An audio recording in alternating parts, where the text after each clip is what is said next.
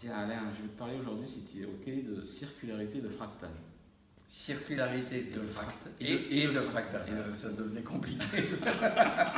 C'est une question piège. Non, il n'y a pas de question. Circularité C'est fractal. sur un sujet, je ne sais pas si tu connais l'entreprise Colas, Non. qui fabrique qui met du goudron sur la route. Et ils ont travaillé avec une start-up pour mettre des panneaux solaires sur la route. Oui, alors j'ai entendu parler. J'en ai parlé, et donc je me disais qu'ils ont réussi à faire un truc intermétier, donc une circularité entre eux.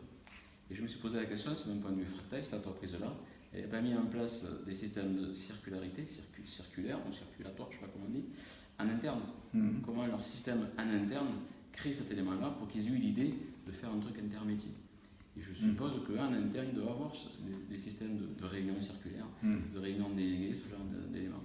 Ouais. Je ne sais pas comment tu le perçois toi. Ouais, je ne connais pas, mais si tu veux, j'ai travaillé à un moment pas loin de Montpellier avec une entreprise de recherche. Et c'était clair que cette entreprise de recherche, comme beaucoup de centres de recherche en France, est organisée par champ de recherche, avec une forte hiérarchisation, chacun son terrain, même dans chacune des équipes, chacun son terrain. Or, si on fait des découvertes, c'est bien connu, c'est pas dans des terrains, à moins de faire du fondamental, c'est interterrain.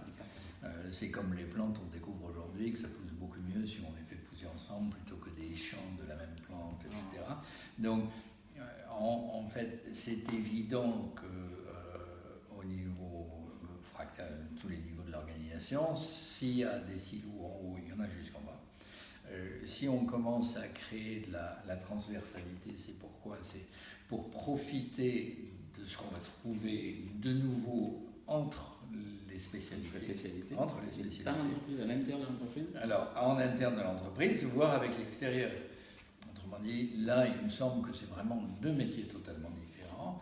Et ils ont été cherchés. Alors, je me demande si l'idée est venue avant, et ils ont été cherchés et ils ont dû construire la collaboration, ou s'il y avait déjà en interne une entreprise qui faisait à la fois des routes et des panneaux solaires et qui s'est dit on peut le faire ensemble. Donc c'est intéressant de voir l'histoire.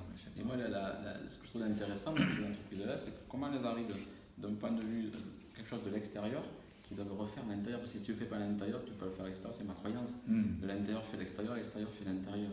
Le local, le global, comme on dit. Ouais.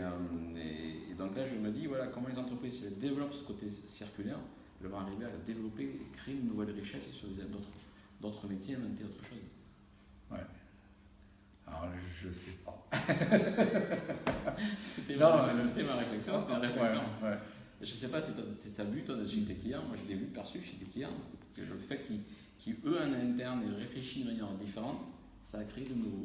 Ah, mais c'est clair, c'est-à-dire que si dans une équipe, il y a plus de circularité et de transversalité, ils travaillent mieux en équipe, cette équipe aura plus tendance à travailler de la même façon avec d'autres équipes. Si c'est dans l'entreprise va travailler mieux en partenariat avec d'autres parce qu'ils ont du partenariat interne. C'est clair que les entreprises compétitives, c'est-à-dire qui luttent contre les autres pour acquérir des parts de marché, c'est une bataille, il y a des mots guerriers. La même chose se passe en interne, c'est-à-dire qu'entre les départements, c'est la compétition, dans un département, entre les services.